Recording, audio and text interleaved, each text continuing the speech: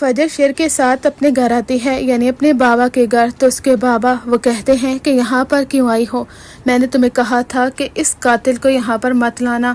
फजर कहती है कि बाबा शेर कैसे कातिल हो सकता है, ये तो मेरा हैर हुआ है। उसके बाबा कहते हैं कि शायद बरसों पुरानी दुश्मनी को तुम भूली नहीं। फजर कहती है कि माँ बाप के लिए अच्छा यही होता है कि बरसों पुरानी दुश्मनी को वो अपनी औलादों पर ना आजमाए। लेकिन आपको शायद शेर की हकीकत मालूम नहीं है। शेर एक काफी अच्छा लड़का है, उसने कुछ गलत नहीं किया बाबा, जो कुछ किया था वो फहद ने किया था।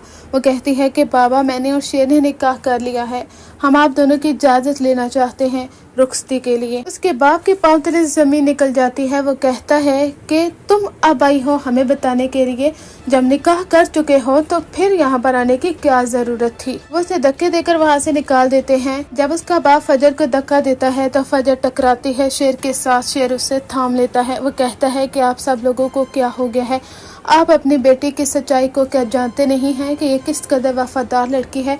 एक मरीज को इसने एक नई जिंदगी दी है जहाँ पर हर कोई उसका दुश्मन बना हुआ था। आपकी बेटी ने तो उसकी हिफाजत की है। जो शख्स आज आपके सामने जिंदा सलामत खड़ा है ना, उसके आगे पीछे तो कातिल थे। फजर के बाबा कहते हैं कि मैं ये बर्दाश्त नहीं कर सकता कि मेरी बेटी तुम्हारे साथ शादी कर चुकी है, अब मेरी बेटी की इस घर में कोई जगह नहीं है। वो उन्हें यहाँ से निकाल देते हैं और यहाँ तक कि उनकी बीवी भी काफ़ी ज़्यादा रोती है और आखिरकार शेर फजर को लेकर अपने घर चला जाता है। फजर बहुत इमोशनल होती है।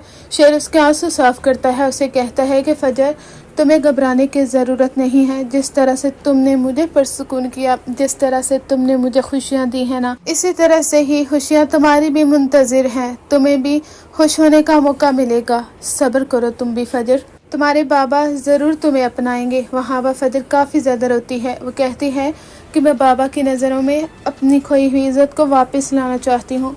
बाबा को मुझसे नफ़रत क्यों हो गई है, मैं ऐसा सोच भी नहीं सकती कि बाबा मुझसे नफ़रत करें। शेर कहता है कि क्या हो गया है फजर, अपने आप को संभालो, तुम ही तो मुझे कहती थी ना अच्छे वक्त का इंतज़ार करना चाहिए, अच्छा वक्त ज़रूर आता है, तो फिर इस तरह से तुम बेबस होकर क्यों बैठ चुकी हो। जब मुश्किल वक्त होता है शेर पर तो फजर उसे हील करती है, और जब फजर पर मुश्किल वक्त होता है तो शेर उसे हील करता है। यानी दोनों एक दूसरे के लिए काफ़ी ज़्यादा अच्छे साबित हुए हैं और ये एक दूसरे के लिए हैर हुआ है। इधर चचा और फहद जब उन्हें मालूम होता है कि शेर हॉस्पिटल से जा चुका है और वो मुकम्मल तौर पर सेहतियाब हो चुका है, उनके पांव तले तो ज़मीन निकल जाती है। वहाँ पर उसका चचा कहता है उस डॉक्टर से कि तुमने करोड़ों रुपया लिया और शेर तो मुकम्मल तौर पर सेहतियाब हो चुका है।